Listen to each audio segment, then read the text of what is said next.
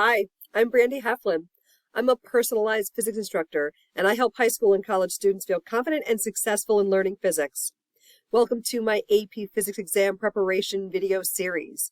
Over the next several weeks, I will be sharing sample videos of released AP Physics free response questions from each of the 4 AP Physics exams so that students can familiarize themselves with what kinds of questions are asked and how the AP exam will ask them to demonstrate their knowledge.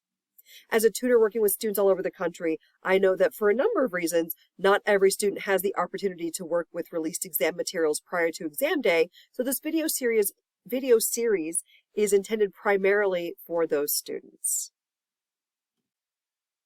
AP Central lists the following types and number of free response questions students can expect to see on the AP Physics C Electricity and Magnetism exam. One key type is on experimental design or with a lab-based component, which is the question in this video. And the questions on the whole will assess all 7 of the science practices listed here. Today we'll be looking at the C Electricity and Magnetism exam question 2015 free response number 2, which involved battery EMF and internal resistance, which is just a lot of application of Ohm's law over and over again in different ways. The student performs an experiment to determine the EMF and internal resistance, lowercase r, of a given battery. The student connects the battery in series to a variable resistance, capital R, with a voltmeter across the variable resistor, as shown in the figure below, and measures the voltmeter reading V as a function of the resistance, capital R. The data are shown in the table on the next page. So take a look here. You can see the student conducted 6 trials measuring resistance and voltage, and they've already calculated 1 over resistance and 1 over voltage. A, part 1, derive an expression for the measured voltage V. Express your answer in terms of capital R, the EMF, R, and physical constants as appropriate. So we are going to think about really Kirchhoff's loop rule. And so our EMF, as we go around this loop, will be equal to the current in the loop times the internal resistance of the battery plus the current in the loop times the variable resistor R. And this is because the internal resistance of the battery and this external resistance are in series with each other. So we can also rewrite this as E equals I times the quantity little r plus big R. And that gives us an expression for the current of EMF divided by the little r plus big R. And then our next step is to relate this back to the measured voltage, which is again going to be Ohm's law all over again.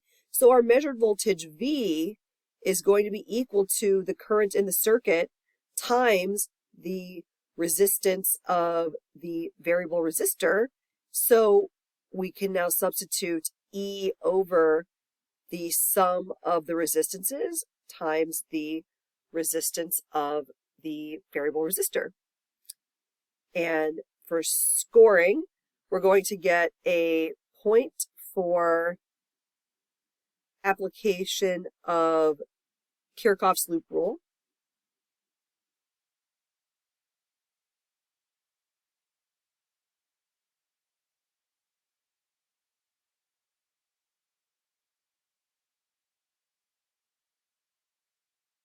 And we're going to get a point for a correct expression. I'm just going to leave off the word correct because I just get tired of writing it so much. A correct expression for the measured voltage across the variable resistor.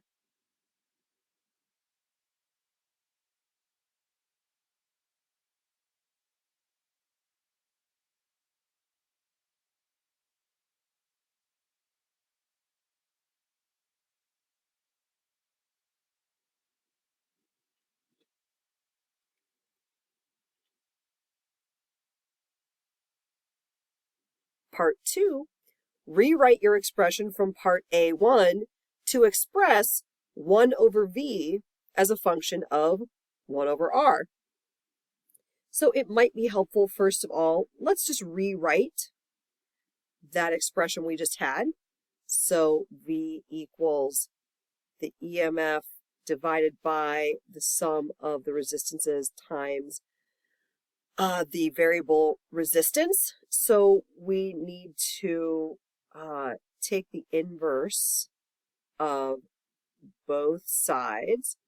And so now our left side is 1 divided by V. And we're now going to have, for the right side, the sum of the resistances divided by the EMF times 1 over R. So let's go ahead and expand that fraction. So we'll have little r over E times big R plus big R times E over little r, E over big R, sorry. And so 1 over voltage will be equal to, we now have, we can factor out 1 over R from both of these terms, 1 over capital R. And so we will end up with, in fact, why don't I show that step before I go on to my next one. And now we're going to have 1 over E. And actually, it'll be R over R, which just becomes 1, of course. So now moving on, 1 over V equals the internal resistance divided by the EMF of the battery times 1 divided by the variable resistance plus 1 over the EMF. So scoring, we're going to get a point for an expression of 1 divided by V as a function of 1 over R.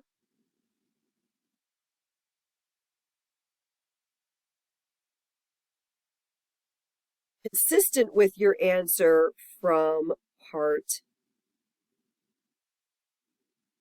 A1.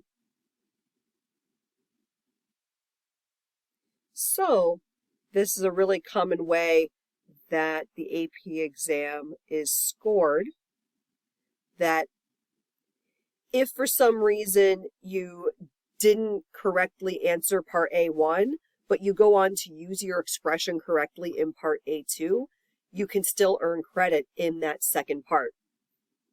And that applies across all 4 AP Physics exams, that's usually how the scorers will award points. Part B, on the grid below, plot data points for the graph of 1 over V as a function of 1 over R. Clearly scale and label all axes, including units, as appropriate. Draw a straight line that best represents the data, and I'm going to put this on the next slide. So here you can see my plot of 1 divided by V versus 1 divided by R. And I made this with graphical analysis. It is a free plotting and data analysis tool from Vernier. And then here is my best fit line. And you'll notice that, using this in a software gives me my slope and intercept and an R value that determines the how well this fits, how well my data fits a straight line. So we are going to get these two right here. +1 for correctly labeling both axes with variables and units. So I'm actually not going to write all that because we're circling it. We're going to get a point for correctly scaling both axes.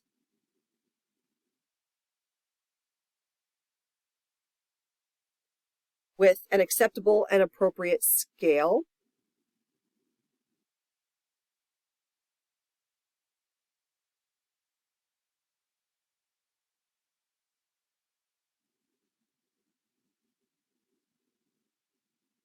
You're going to get a point for correctly plotting data points.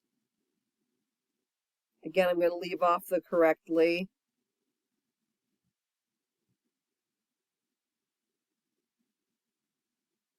And then your final point is for correctly drawing a straight line that best represents the data.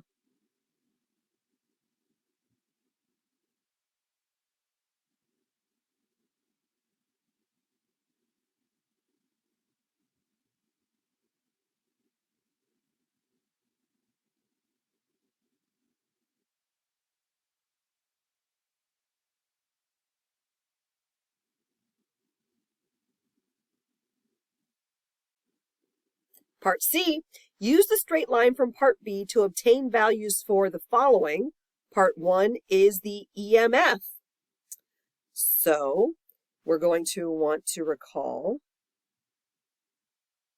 that 1 over V equals the internal resistance divided by the EMF times 1 over R plus 1 over the EMF.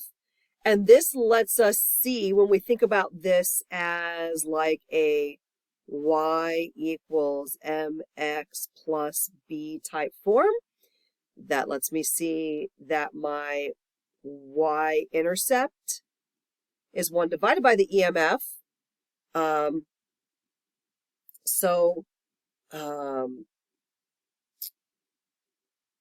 My value that I had from my fit was 0.08179 per volt.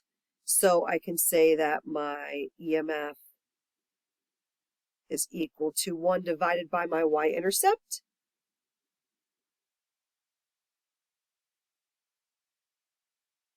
And I get a value of 12.23 volts.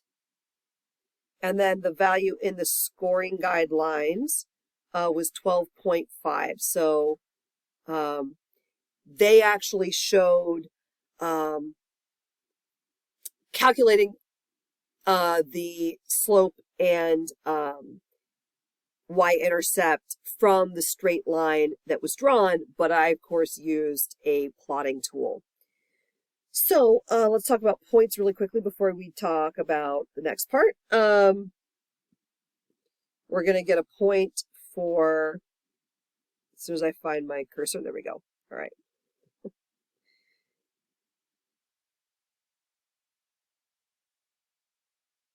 We're going to get, that 1 point for correctly substituting into your equation from part A2, and you're going to get a point for using a value for the Y-intercept.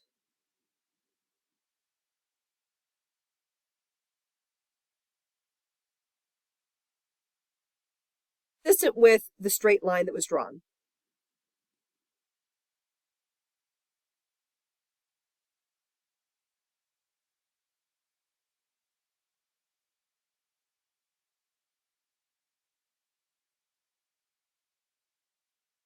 And for our next part, part 2 here,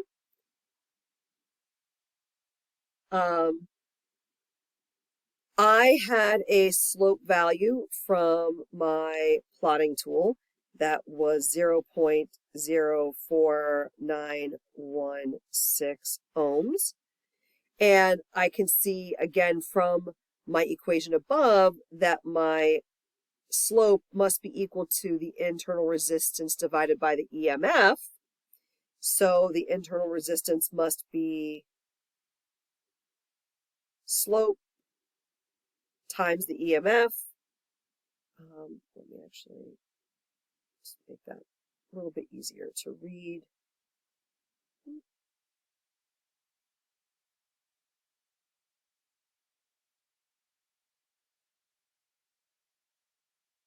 And again, I'm going to keep using my values throughout. And so I got an internal resistance of 0.6. I can fix that without erasing. 0.60 ohms. And again, the scoring guidelines having a slightly different value for slope and a slightly different value for the EMF had 0.58 ohms. So you can see that, we're very close here. And we're going to have a point for calculating slope. Again, I didn't show you that. I just used a plotting tool to speed up the process. Calculating slope using the straight line drawn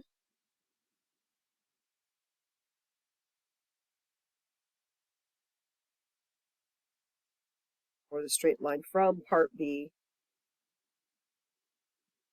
and not the data points. That's really key, is that you can't use the data points unless they lie on your best fit line. And then our final point is for correct substitution into the equation from part A2.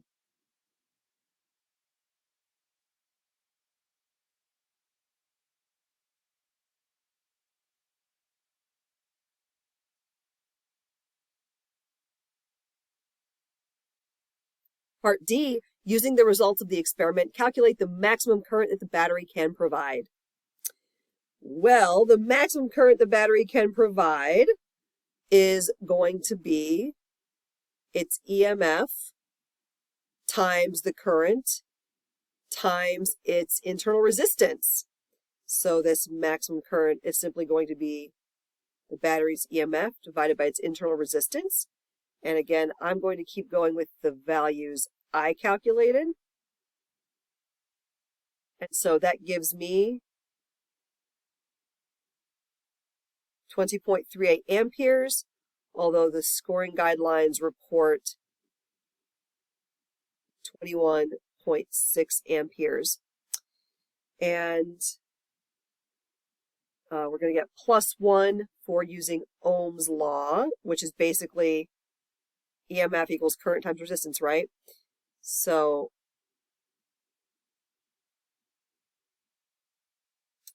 gosh, it's a little bit sloppy. I can make that look better.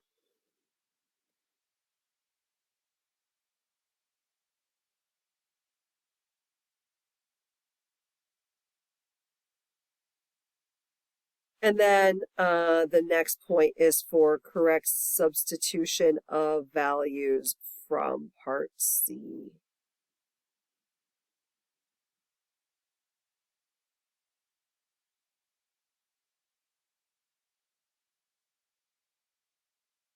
And part E. A voltmeter is to be used to determine the EMF of the battery after removing the battery from the circuit. 2 voltmeters are available to take this measurement. One with low internal resistance and one with high internal resistance indicate which one will provide the most accurate measurement. Then you've got choices and justify your answer. So my pro tip on questions like this is justify your answer first and then come back and make your selection second. And that's because you can't make a good selection until you've reasoned out all the steps. And that's what the justify your answer does. That's where you can think it through, write it down, and then make your selection. So the voltmeter acts like a resistor in a circuit with the battery. It will measure the potential difference across its own internal resistance. The higher its internal resistance, the closer its potential difference will be to the EMF of the battery. So we need the voltmeter with the high resistance to provide the most accurate measurement. And our points here are 1 point for selecting the voltmeter with the higher resistance. Oh, there we go. So 1 point for the selection here. And then 1 point down here for the correct justification. And the wording here is just, an example from the scoring guidelines. I encourage you to take a look at those sample student responses to see other ways that students answered this question. So I hope you found today's demonstration of an experimental design question for the AP Physics C Electricity and Magnetism exam helpful.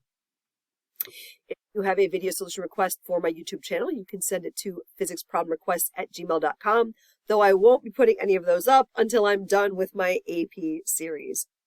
If you'd like some email assistance, you can message me at freephysicshelpline@gmail.com. There's a limit of 10 questions per academic year.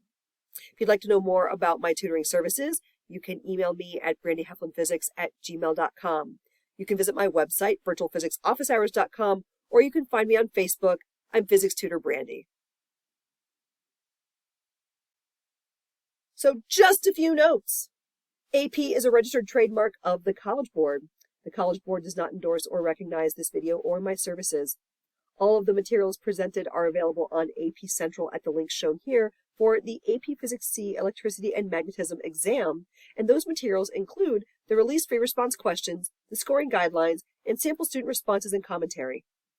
I strongly encourage students to review those sample responses to get a feel for the different levels and quality of the responses prepared by the students who took these released exams live, and to see what the scores for that year were looking for and how they decided to award points. If you have questions, you can reach me at brandyheflinphysics@gmail.com. I'm Physics Tutor Brandy. I love physics, and I love helping you. Until next time.